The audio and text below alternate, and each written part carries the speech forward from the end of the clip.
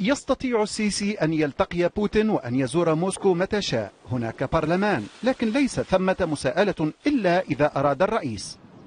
أما هنا في ألمانيا فثمة برلمان، والأكثر أهمية أن ثمة معايير أخلاقية صارمة تنتظم السياسة الخارجية منذ انتهاء الحرب الباردة، وتلك تجعل من السياسة الألمانية أكثر حدة ورهافة من الناحية الأخلاقية.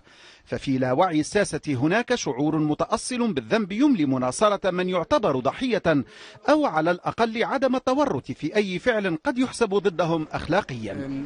هنا رئيس البرلمان يستعيد ويذكر بتلك البديهيات. يقول الرجل إن ميركل تستطيع استقبال حاكم مصر عندما يأتي، أما هو فلن يفعل أبدا. فالرجل أي السيسي ألغى برلمانا منتخبا واعتقل رئيسه، وقام بما هو أسوأ إذ توسع في اعتقال أبناء شعبه، وأفرط قضاؤه بإصدار أحكام الإعدام. فعن أي شيء إذن يمكن أن يتحدث رئيس برلمان منتخب مع رئيس هذا شأنه وهذه أفعاله؟ ليس وحده رئيس البرلمان من يقول ذلك. برلمانيون ورؤساء أحزاب يرفعون صوتهم بالرفض لزيارة السيسي، بل إن شعارات رابعة نفسها أصبحت ترفع في شوارع برلين لتذكر بهذا الرئيس وهو منتخب، وقد التقى مستشارتهم وهي منتخبة من دون أن تخرج مظاهرة صغيرة من بضعة أفراد تحتج على زيارته آنذاك. ثمة فرق إذن لديهم بين أن تلتقي مستشارتهم مرسي وبين أن تلتقي السيسي.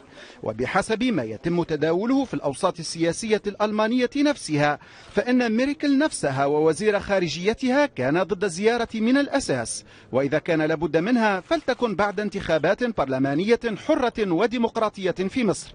لكن ضغوطا من رجال أعمال ومستثمرين جعلت زيارة السيسي ممكنة، ويعود تحفظ ميركل بناء على تقدير موقف خرج به وزير خارجيتها الذي زار القاهرة، وخرج بانطباعات بالغة السوء عن حكم السيسي. التقى هناك ناشطين مستقلين ورؤساء أحزاب، وخلص إلى أن حاكم مصر الجديد رجل متعنت تجاه المعارضة، وأن السلطة القضائية في عهده مسيسة ومنحازة، وأن انتهاكات حقوق الإنسان هناك لم تعد تحتمل أو يمكن السكوت عنها. خلاصات يتوقع ألا تقتصر على برلين وأن تنتقل كالحمى كما يقول البعض إلى الجوار الأوروبي.